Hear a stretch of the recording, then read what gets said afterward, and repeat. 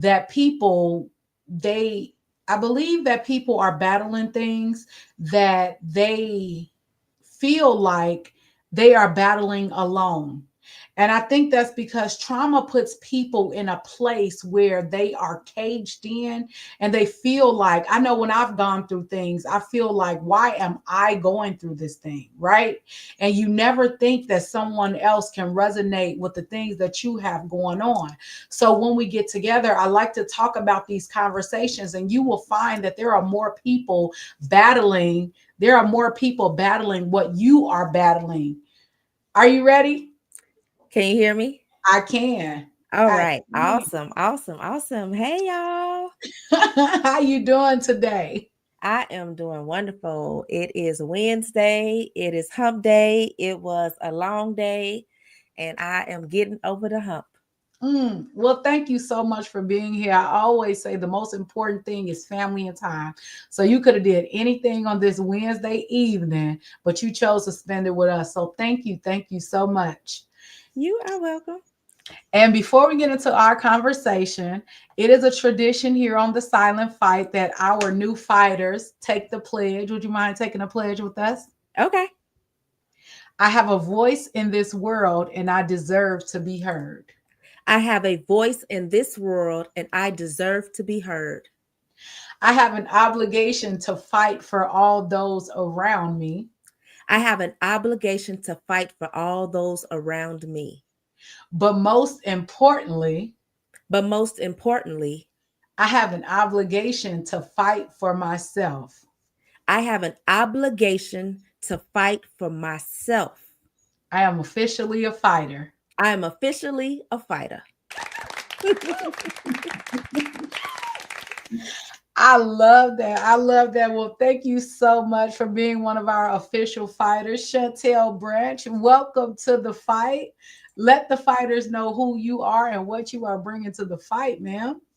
All right. Well, I am Chantel Brandt, self love specialist. I am the founder of My Fearless Future, and our mission is to inspire strength after abuse. And it is through workshops, it is through programs, it is through events, it is through community.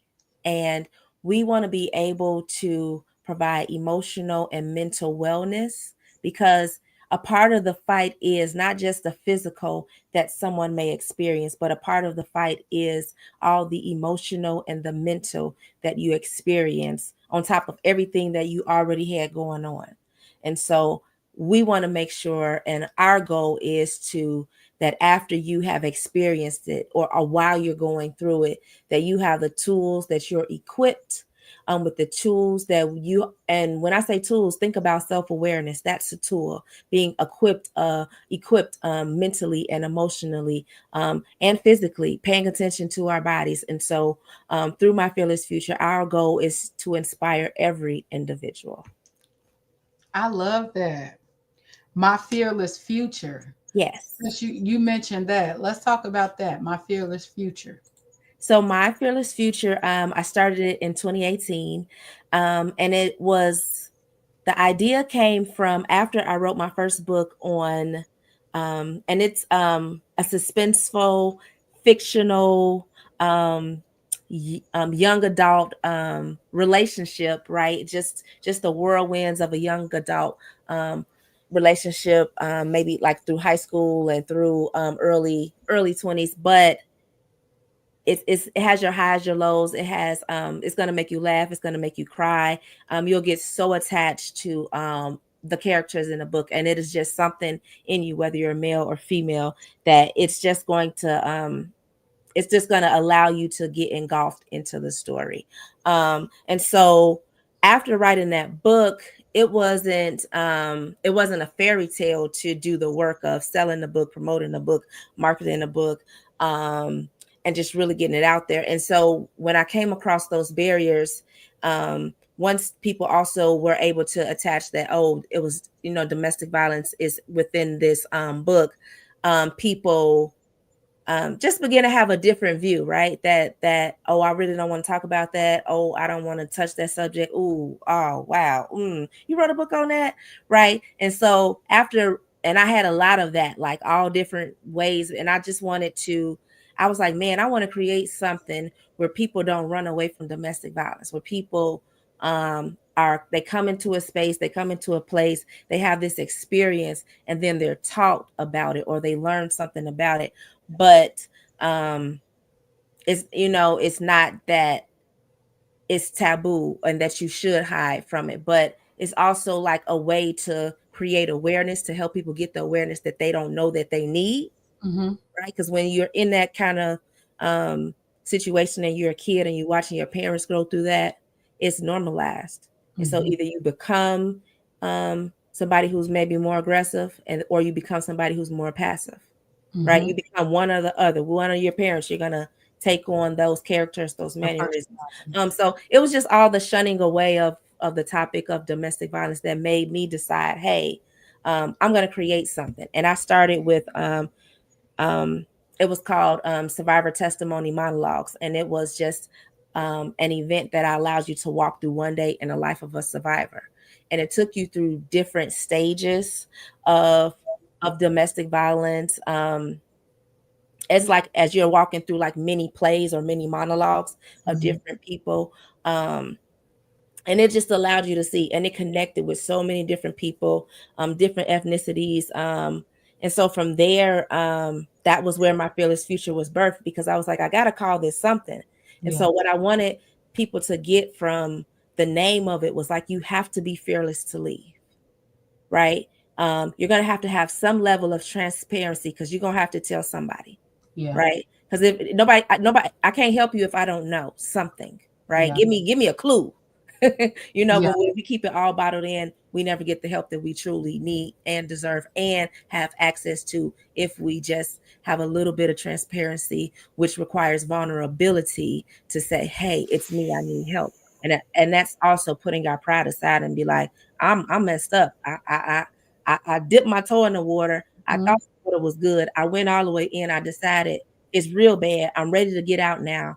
And so having that level of transparency and being vulnerable. And so with all of that, you got to be courageous, right? But you Mm-hmm. have to be fearless, right? And so I wanted to create an organization that reminded people that you have to be fearless. That this is a place of courage. This is a place of faith, right? And as you go along your healing journey, your self-love journey, to not only uncover why you accepted that, or why you allowed that to happen, or why your decisions was to be in that kind of relationship, but then also it's that accountability part. It's Mm-hmm. the part that um, makes you say, that makes you know that you're in a safe space to be vulnerable, to be to put down your guard, and to not only have real conversations, but get plugged into resources, into tools, into therapy, into counseling, into groups, into communities, right? Get plugged into the source so that you can get powered up and filled back up,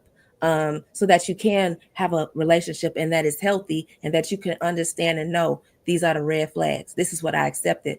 But now that I'm, now that I have gone through it and gone through the process, and I have become more fearless, and I see myself just a little bit more clearer, I realize that some of the things that I allowed in the last relationship were not good. They weren't good for me. Uh, Mm-hmm. I now know that, and now I adopt that way of thinking. And when you do that, you're putting up a boundary without even saying you're putting up a boundary, right? And so my fearless future was just birthed out of all of that, being just kind of shunned on. This is a book about domestic violence, and wanting to create something that will keep people's attention, um, but then also just help you have an experience and understand domestic violence in just different ways. And so it started with the survivor testimony monologues, to now we have the self-love parlor, to now we just have different workshops for high school, college students. And we even have well, and then that's the self-love parlor, which is more for professional women, professional individuals, to come into small spaces to experience the self-love parlor. Oh my God. That's so dope, man. That is so dope. Thank you. Thank you for the work that you are doing in the community. I really appreciate that. Let me touch on something you said. When we're dealing with domestic violence and we're going through our self awareness journey, you said something about this is what I allow. Yeah. That stood out for me because accountability is the one thing that I don't think people really understand how to get hold of. How do you get to that point, right? Because we're talking about domestic violence and we're talking about I am the victim, technically, right? Yes, yes, you're So, the victim. so You're the victim. I'm the victim, but Yeah. when you say that I allow, it kind of takes that victim status away. Does that make sense? At least that's what people feel, right? No, I no, want you that's to that's that's no, no, no. I I'm want still you a to touch victim. on that. I'm I want you to touch on that because for me, that for me is what liberated me because I had to ask myself, not that the person did what they did to me. Why did I allow myself to be in this situation, even from the beginning, even from the very beginning? Meaning, when you choose to date somebody, it's either going to be fairy tale or it's going to end up on the other end of the spectrum, right? With that being said, we go through this in our head. So we know that it has to be either yes or no. And with those odds, I still made a decision to go forth in this journey with this person. For me, that's how deep I go down to my accountability. Why did I even accept this person in my life to begin with? Does it make sense? How do you get somebody to come down that deep so that they can get to true healing? it was familiar. It was Mm, familiar. mm, So we can say that it is like when you say that deep, like it ain't that deep. It's just familiar. It mm, was it was something that was already in you, that a spirit was already that thing was already attached to whatever that thing that was in that person, right? mhm, Whether it was through love language, through the way that that person dressed, through the way that that person spent money, or just their mm, ideas, it was something in you that attached to something in them, right? But mhm, before that, it was always something that was already in you that was accepting of that, mm, because even when you got into it and you knew it was wrong, you still stayed because it was familiar. And so mhm. for me, it was, I would say it was familiar. And Okay. that is why um, a part of me stayed.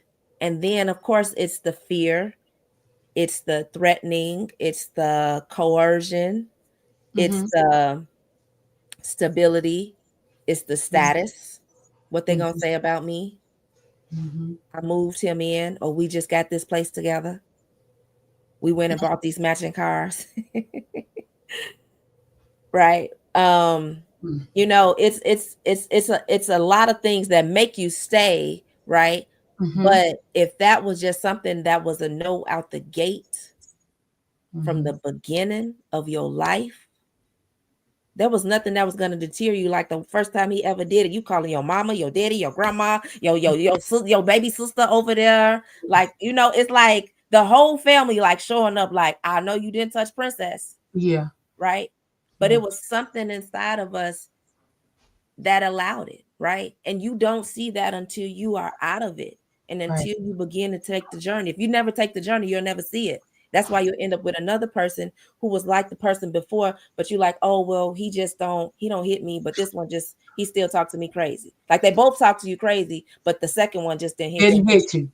Right, Yeah. right. I, Or you finish with the second one, but now you with the third one. And see the third one, he good because he got the bread, he got the money, right? And so he got the money. He still talk to you crazy though. He don't really hit you, but he be like threatening you a lot.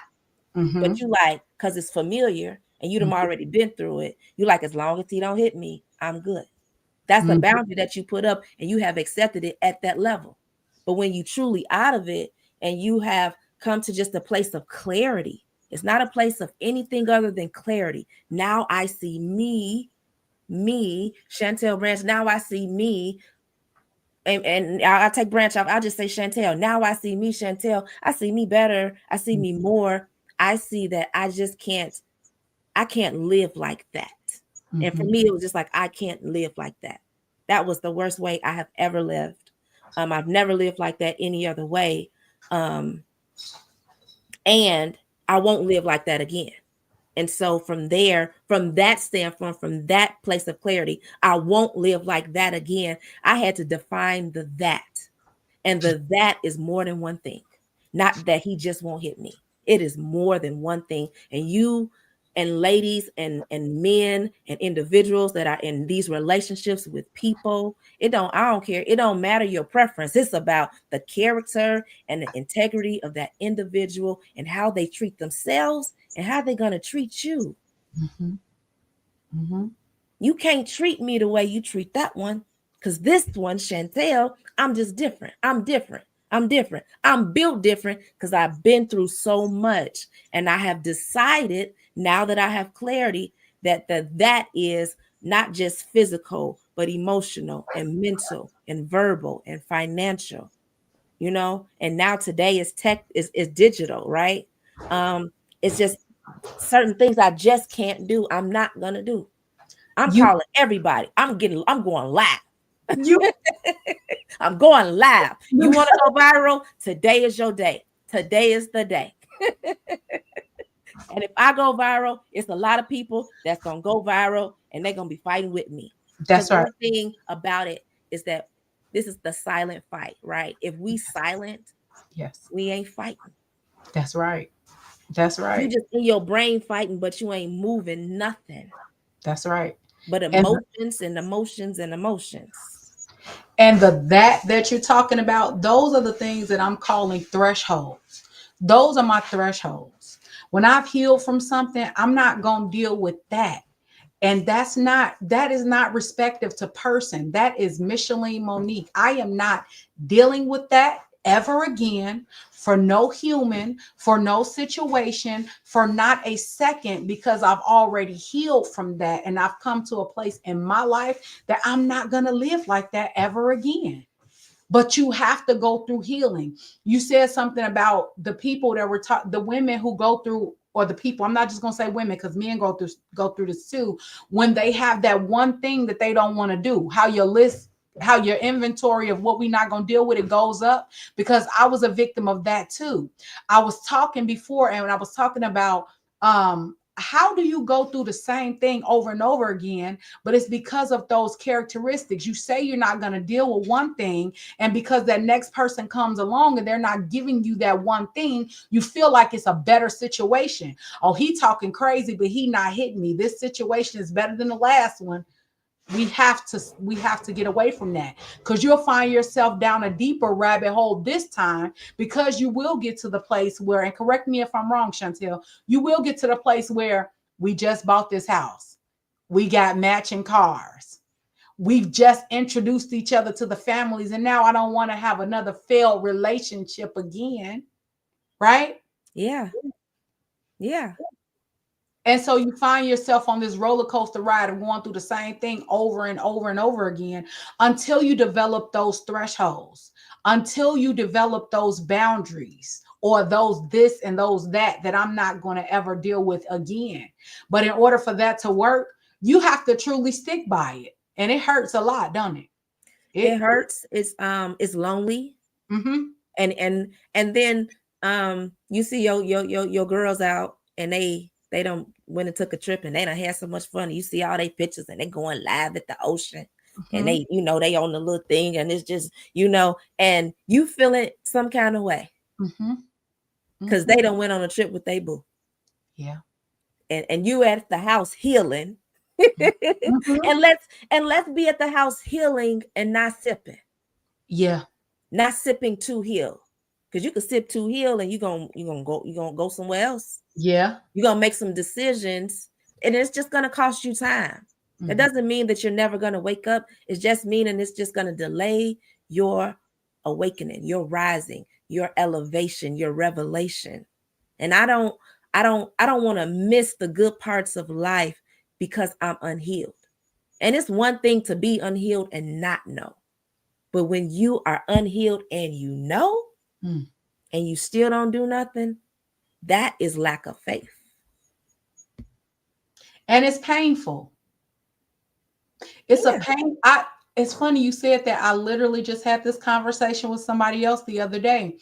It is a painful thing when you are now aware That when you know better, you got to do better. That is so true when it comes to yourself. That's why I get to a place where I tell people it doesn't really matter what you put on for the public. Doesn't matter what you tell everybody else. When you get to the point where you lying to yourself, it's going to be a painful, lonely journey because we are we are creatures of habit. So the thing that you think that you're covering up, you're not covering up, and because you are not covering it up, you are conscious of what you're doing, so you're creating anxiety in your life that you really don't need, and it's putting you deeper and deeper into this cage because you're not free. You are not free when you are lying to yourself, because that's Yeah, what it becomes. I believe, and a part of my motto is, well, it is like moving from denial to reality Mm-hmm. is the hardest step you could ever do. Because the denial is it's not real. I'm not really experiencing this. Mm-hmm. Um, I didn't just I didn't just get flued out for $40. No, I'm just kidding. I didn't. Just kidding. Um, and we're making better decisions. We're making better decisions. Okay. Yes. But no, but seriously, like I didn't just because I don't know dating, so I'm just being silly. So I don't know dating. I don't know what it's like to get on the app. I don't know what it's like in the streets, but I hear it's hard, right? Yeah. Yeah. And but it's like, do you sit and wait and do the work, right? You have become aware and you've plugged yourself into a source, because it's really, when you move from denial to reality, it's literally like a light bulb clicking on, Like an aha moment. a aha moment. Mm-hmm. Like my aha moment was like life and death. Like it was real. It was like, oh man, I may not make it next time. Let me try God's way. Let me try this way. God always said leave. And I always felt like, God, well, it's not the right time. I don't have enough money. Oh my God, I'm pregnant. I can't leave now, Lord. And then that puts another burden, because now I really don't have no money. Yeah. Now that I Yeah. really can't leave. Mm-hmm. Um, and you young and you trying to pay this rent at the apartment because you got to live on your own and do all of these things. And Mm-hmm. it from denial to reality causes you to, like, when you're in denial, you make decisions that you wouldn't normally make when you have clarity. Mm-hmm. And that's just period. Mm-hmm. When you have clarity, you're able to make a decision, not you're able to make the next right decision, the next best decision. When we trying to move, it's a step by step thing. We think we have to jump to the finish line and do this ultimate jump. No, it's just the next best step. What do I do next to get out of this situation, to move the way I need to move? But when you're in the middle of chaos, you can't think like that. You don't know what's going on. You're getting pulled in all sorts of directions.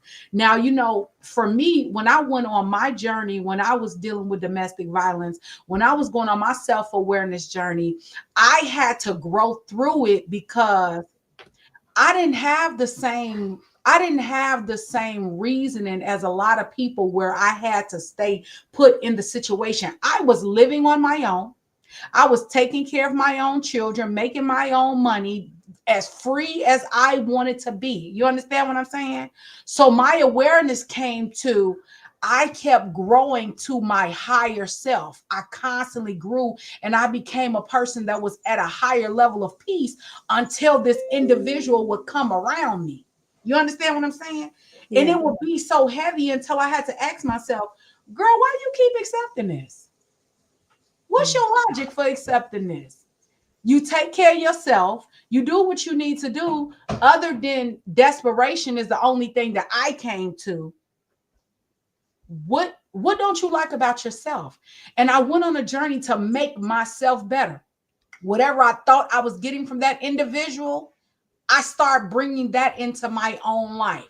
If I want to feel sexy, I did things to make myself feel sexy. I started eating better. I started going to the gym. I started loving on me a lot more so that I wouldn't need that attention from that person, because I was able to get that attention. But then what did I have to sacrifice in order to get that attention? A lot of people sacrifice their peace just for a little bit of something that they think they need or they desire in their lives, right? Yeah. Yeah. And so, like, you say, like, why people want to get it fast is because we want to get over the heartbreak quick. Yes.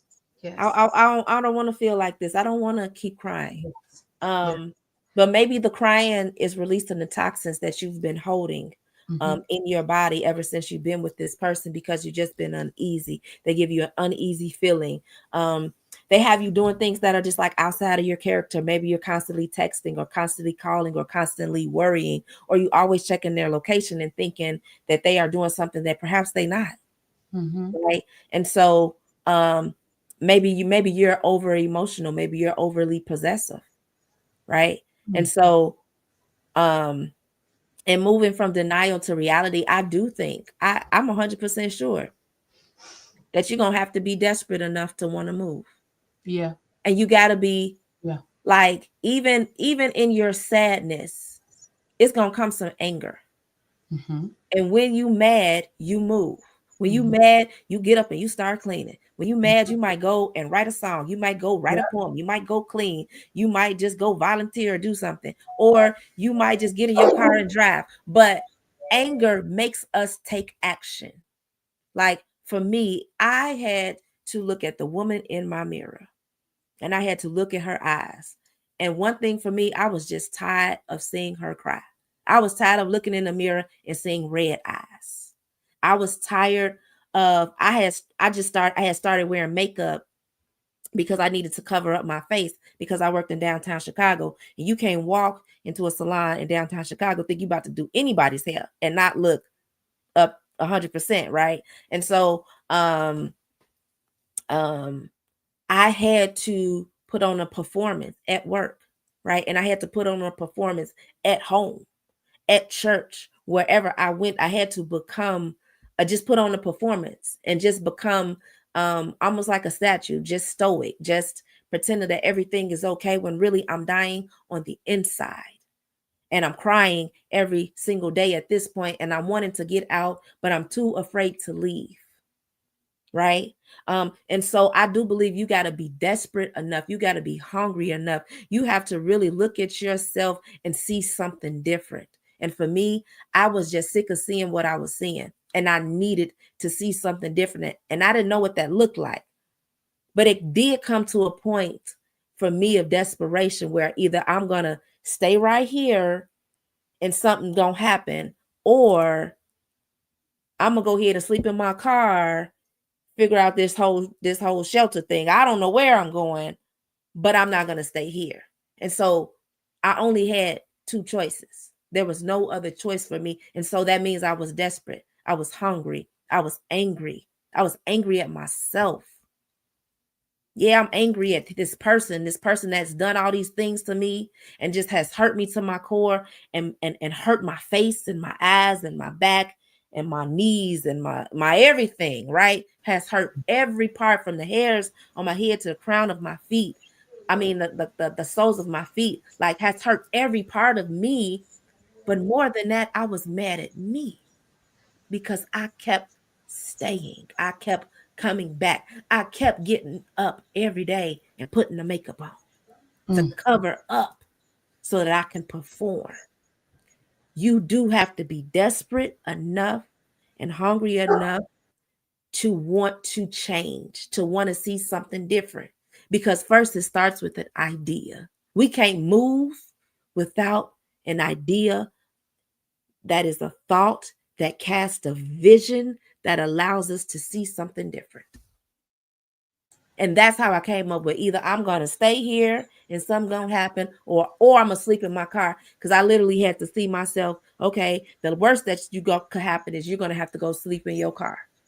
Mm-hmm. And I had to have the idea and believe it. Anybody could have told me, but it was for me to believe it. But had I had a domestic violence advocate, had I known that I could go to the police station at the CAPS office and talk to a domestic violence police officer that would have gave me some more information, tell me how to get an order of protection, right? Give me some information to some shelters, to some resources that would have connected me that way. Had I known I could do that, then maybe I would have left sooner because I would have, that seed would have been planted. And so that's why it's so important that the work that we do is that we begin to plant the seed.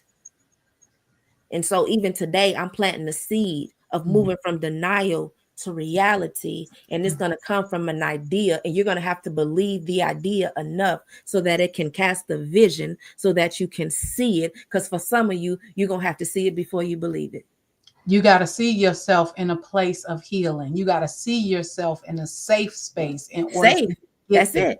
All Yeah. I wanted was safety. I didn't want nothing else. I ain't had no word healing. I didn't have the word boundaries. I didn't have none of that. I just wanted to be safe. I just didn't. And even before safe, it was like, I just don't want to get hit again. Yeah. I just don't want to cover up my face again. Because that wasn't normal. I wasn't doing it before. Now, every day, it's a part of my daily routine. It became normal. And Just how like long? the kids who like watch their parents in those situations, in those relationships, they become normal. It becomes normalized at an early age. Mm-hmm. So that when they get older, it's familiar in relationship to them. And how long did you go through that, Chantel? Almost 3 years. Almost 3 years. But that's a long time. Every day. Every day is a long time. It Every was day. every day for 3 years. Huh? It was every day for 3 years. Not every day for 3 years, but I mean, man, like once I got pregnant, it was just, I don't know, it just seemed like at one point it was like every day. And that was more towards the end, but it still was a long walk. Every day is a long walk. Every day is a long walk. Whether it's 6 months, Mm-hmm. 90 days, 30 days, 5 days, 4 days. That's a long One walk. day. One day. And one way, hey, one day is a whole journey. And just Yeah. imagine going through that on a daily basis. So you went through that while you was pregnant. Yes. Yes. Mm. Yeah. I'm sorry you had to go through that. I And really. it's a journey. Yeah. And I couldn't, again, I don't know, I didn't have um a resource or outlet. And I had community, but I didn't necessarily, nobody was talking about domestic violence. Back in the days, they'd be like, oh, he just, hitting on this old woman. Yeah. And that was just what they would say. But then you really didn't internalize that till you became a young adult in a relationship. And you're like, oh, that's what they meant. Mm-hmm. And you're like, oh, so-and-so, my neighbor, they accepted that. And she's so nice. Well, I can see why, because her husband's so mean, or whatever, right? Yeah. But again, it was something that had to be familiar enough for me to stay. Yeah. And so you went on your healing journey and you got yourself in a safe space, right? And now you said, I'm going to do something about this. Now I'm going to speak up and I'm going to advocate for those who don't have a voice. What was that moment like? Do you remember that moment that you made the decision to do that? What was that day like? I don't think it was a day. I think it was just a period in my life. I don't know. I just wrote a book. It just really started from, I just wrote a book. I just went to volunteer, and then and then they asked me to tell my story at the shelter in 3 minutes. And I was like, oh my God, how do I do that? And I just started writing, and I had wrote so much, and it was like way over 3 minutes. And then I wrote a book. And from there, I really didn't know what that meant. I started like volunteering. Like I always volunteer, but this time it was like specific to domestic violence. And then the more I would tell my story, people would tell me who I was, or they would tell me, a lot of people would tell me their stories like offline, like once I, you know, finish sharing my story and I'm, you know, like off to the side.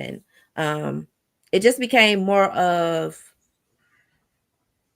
purpose. And as I went down a journey of purpose and a journey of continued self discovery, right? Because it grows in levels. Like once you get past that level and you begin to grow and you're out of that relationship and it's been some time and some years, then you're going to grow into another best version of yourself, right? It only gets better Yeah. and better, and you just discover many more great things about yourself. And so for me, it wasn't necessarily a day, it was just more of um, a purposeful self discovery journey. And on that journey, um, I realized, oh, this is what I'm supposed to do. And so I've been in the beauty industry 25 plus years, and um, it wasn't like long after, it was like God was just like, you gonna go ahead and close your salon. I was like, oh, okay. And it was just like more of not even that, like, this is what I want you to do. Like I sold my book to all my clients. I had everybody buying a book, but get one for your sister. So and so it thank all of y'all, thank y'all for helping me for helping me to be here today. And so for that one, that was a bittersweet moment, but I knew that was what I was supposed to do. Yeah. So yeah, that was a journey. That was not no day, girl. That was a journey. Hmm. So you just arrived that I want to be Um, the voice. I want to be the voice. And so now we're doing the self-love parlors.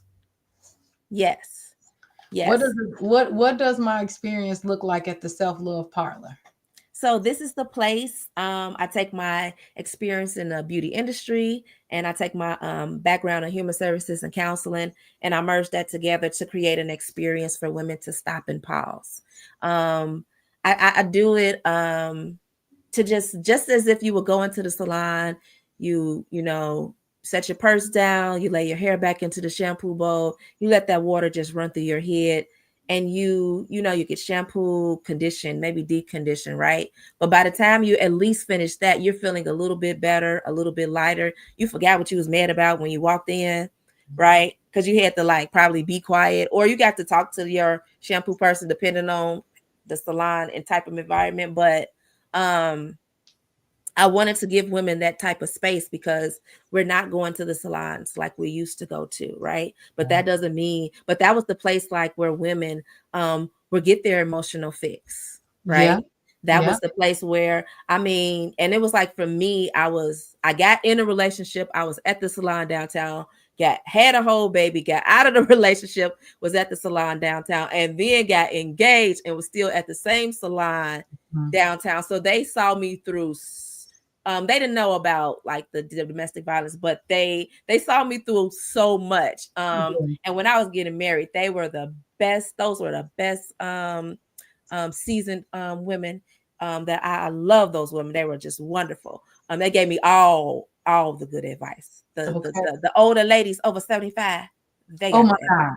Oh Get you. yes, Get. because Let they me were, tell you something. yes, yes, I encourage every woman to get connected with a more seasoned woman. Anytime I encounter a more seasoned woman, I do not miss the opportunity. Do you hear me? Now I've gotten to the point where I just say, if it's somebody I don't know and we connect, I'm 41 years old. It's a pleasure to meet you. What you got? Give me whatever little piece of advice you got for me, because those gems is going to get you prepared for some season in your life. You never know what it's going to be,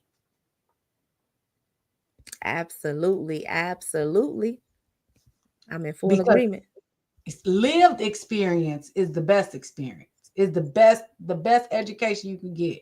When you can learn through somebody else's journey, that's why I always encourage people to tell your story. You are going to change a life. There is somebody, if it's not the person that's parallel to you, it's the generation that's coming behind you. They're going to need to know what you did to get out of these situations. They're going to need to know how to problem solve, how to get to a safe space, how to advocate for themselves. Uh-huh.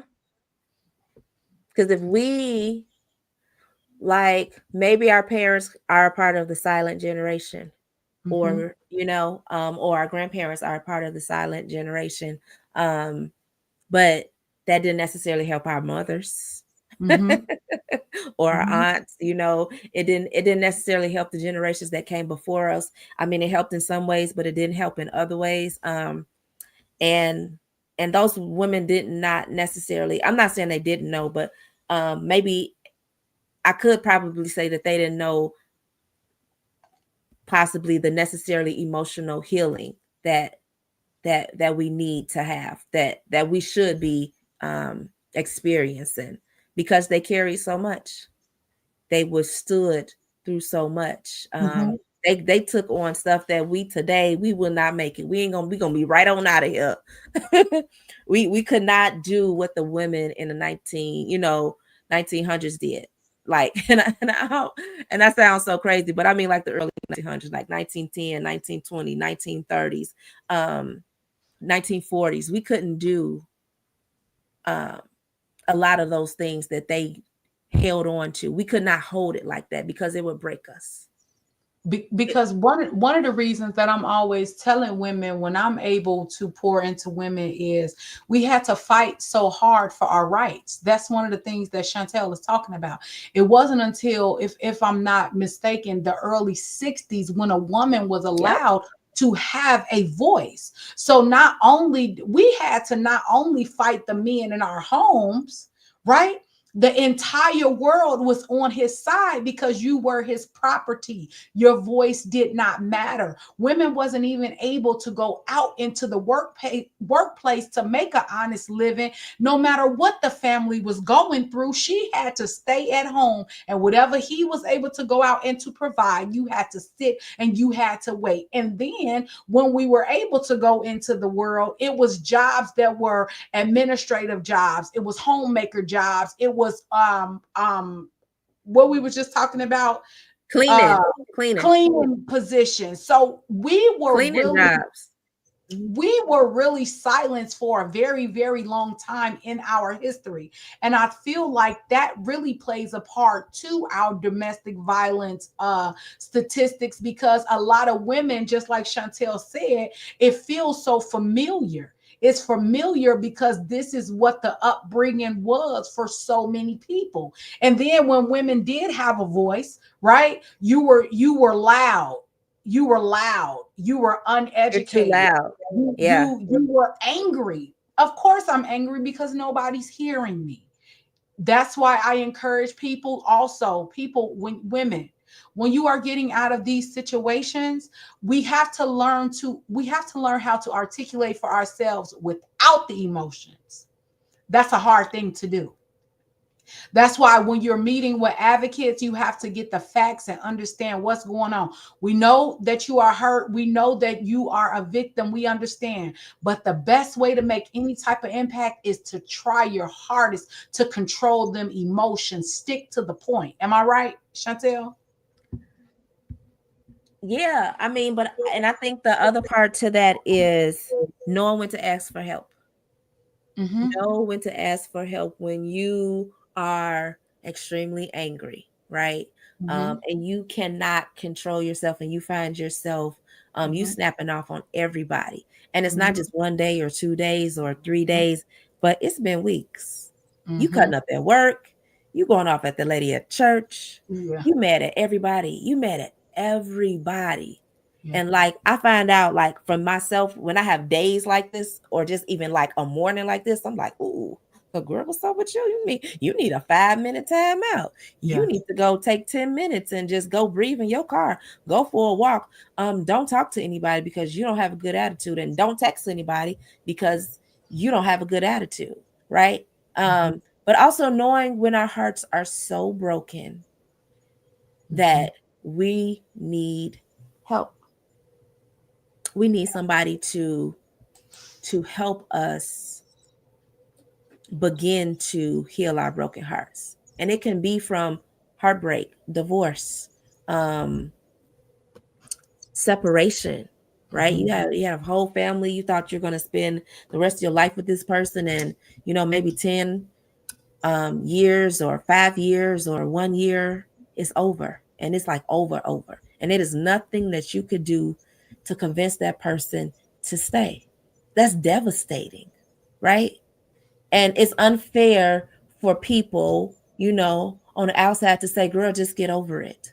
Or, sir, it's been 3 years, like she's not coming back. Mhm. Like, it's unfair for us because I love what D said. D said that everybody healing experience is different, right? It takes time, Absolutely. right? But what I believe that me and Micheline is talking about is that you don't have to spend your whole life trying to heal from a heartbreak that happened in 2012. That's It right. should not take your whole life. It doesn't have to. You can live and have joy and love and peace and patience, kindness, goodness, gentleness. You can have a healthy, loving relationship where it is consensual, where y'all both loving each other. As a matter of fact, they love you too much. You was like, I ain't never had a love like this before, but thank you, right? Like, Yeah. you deserve to have that. But if you stay stuck and you stay looking back, you'll Yes. never move. You'll stay crying. You'll stay in grief, right? Yes. And it's one thing to stay in grief and somebody say, hey, it's been 3 years. But it's one thing to be out of grief, right? And you're living your best life. Because one thing about it, they're not gonna say, they're gonna be like, wow, it's been 3 years. Look at them, they doing good, they glowing. It's just Yeah. something different about you. I ain't seen you, but ever since Mhm. he got that divorce, it's looking, Yes. Yeah. right? Yeah. Or ever since she moved on and now she got a new boo. I thought she was never gonna get over so and so. Yes. Yeah. And it's Yeah. the people can see it, they can hear it, they can feel your joy. It is Yeah. joy exudes, it is overflowing. It's Yeah. better than happiness. Happiness means I'm with the ex that left me and I'm happy. But Yeah. joy is when no matter where I am in life or who's with me, I have joy. Mhm. Nobody can take it away. I woke up with this. When something tried to stop me from having it, I took authority over it. I moved myself. I shifted my emotions. I thought I was gonna be mad at my sister because she didn't have her money for the trip. But you know what? We still going, girl. I'ma send you some. Watch our Facebook. Watch our Instagram. Check my story, right? And so we begin to take control. And we were talking about earlier. It's like what you were saying is managing your emotions. Is you begin to take control of it, but it's first you gotta recognize it and then know I need help. Because if you could get out of it, girl, you would have got out of it. You would have been out of it. That's right. That's right. If you And could get out, you would have been out. Because when you get out, baby, and you could see clearly, you put your focals on and you like, oh, no, I'm not gonna be able to do that one. No, not that one. Not that one. Mm-mm. and it begins to overflow on every area of your life because you begin to really truly resonate with peace and safety. And then you remember, because in my opinion, getting out of a intimate relationship is like the hardest decision that somebody can make. I don't know about nobody else, Yeah. because when I'm in, And right? it don't matter. I mean, and not saying it don't matter, but if it's DV involved or not, Yeah, it's hard either it's hard. way. Yes. Yeah. But it's, I mean, that DV impacts it, make it a little bit harder because like if it's Yes. just regular, you like, I'm gonna take my money, I'm gonna start slide some money up in this new account I just opened. You're not as compromised when you have that shield of DV on you, you Yeah. know. Yeah. But when to the point when you make the decision to get out of a bad relationship, you start making those decisions so that you can restore peace in every part of your life, in your business, in your personal relationships, with the friends that you choose, with the food that you eat, the way you attend to your health, the way you, just like Chantel said, the self-love parlor, the way you attend to your self-love, the way I cater to myself. It's just gonna be, you're gonna go on a search for peace. You're gonna Yeah. go on, you're gonna go on a search for peace. And And for once me, you get it, you're gonna be like, oh no. mhm, I can't let nobody say it's 9 o'clock. No, I mhm, don't take no craziness after 8:30. mhm, Not even from my mama. My mama, called me on. You said you want to go to the store on 6 o'clock on Tuesday. I told you I'm only available on 6 o'clock on Tuesday. I don't have time on Wednesdays. I don't got time. You telling your mama no? Now my grandma, it was real hard. I could not tell her, but she was respectful. She'd be like, I know you got to go to work, but pick me up on Sunday after church. Come by and get me and take me to this. I couldn't, it was hard to turn her down, but we had a set time. You know, grandmas know how to do it. We had a set time on that's right. Sundays after church. I'm gonna take you to 5 stores. Granny gonna put her, you gonna put her being in. But let me say, because this was an amazing conversation. Let me talk about real fast. I want to talk Okay. about your West Side Q, your community Q. Okay, so the Westside Community Q is where I am bringing together organizations in the community to grill, heal, and thrive. And our purpose is to provide emotional and mental wellness through the emotional and mental wellness van that we have. It is to provide resources on crime victim compensation. It is to provide food, fun, and creating a space of wellness for families. So we want you to come out, bring the kids. We have games, we have giveaways, we have raffles. I'm so excited because Micheline will be one of our co-hosts. So I am super duper excited about that. Um, and so it's where you grill, heal, and thrive. I want us to bring together the organizations, bring together the community, know who's in your backyard, right? Know Mhm. who's in your community and who has the resource that you can plug into so you don't have to go that far, right? You know that this organization provides programs for youth, right? You know that one of our sponsors, Yoso AI, they have the mental health wellness van, and we're going to be doing many wellness sessions. So I want to make sure that you are coming out. Make sure you register. And make sure that come out, have a good time, eat good. It's on us. Um, and our big sponsor is Crime Survivor Safety and Justice. It is a national organization that focuses heavily on crime victim compensation and legislation and policy that helps us to have safe and just communities around the United States. So make sure you guys are following us. Make sure you come out and hang out with us. We're going to have a lot of information for the community. And you know, if I'm hosting, it is going to be a vibe. It's Okay. gonna be fun. We're gonna have a good time. Be ready to dance. Be ready. If you be ready, be ready. We doing spoken word. I am super duper excited. If you are interested in being a sponsor for the Westside Community Q, please reach out to me. My name, LinkedIn, Facebook, social, TikTok, YouTube. Come on, Instagram. You can't miss me. Okay.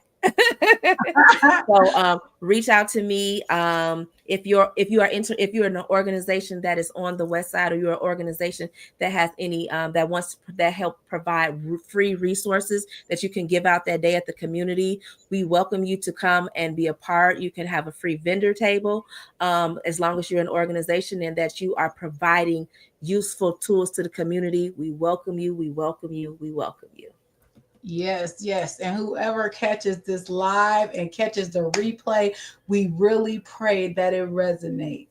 You guys make sure that you are following the Silent Fight podcast on all things: Facebook Live, Instagram Live, YouTube Live on Wednesdays at 7 p.m. Central, as well as SoCal Radio and the Block 105 Radio, Saturdays at 1 p.m. Central. We love you guys.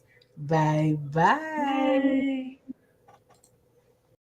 Bye. Miss Aline Monique's book invites readers on an inspirational journey through 40 carefully chosen quotes that shaped her success. Beyond mere words, these quotes serve as beacons of motivation, illuminating her path during time of uncertainty. Monique shares personal reflections, exploring how each quote became a guiding principle, influencing her mindset and propelling her toward achievement. In this collection, she prompts reflection on readers' journeys, providing a captivating synergy of profound quotes and personal narrative, surpassing the constraints of the written word.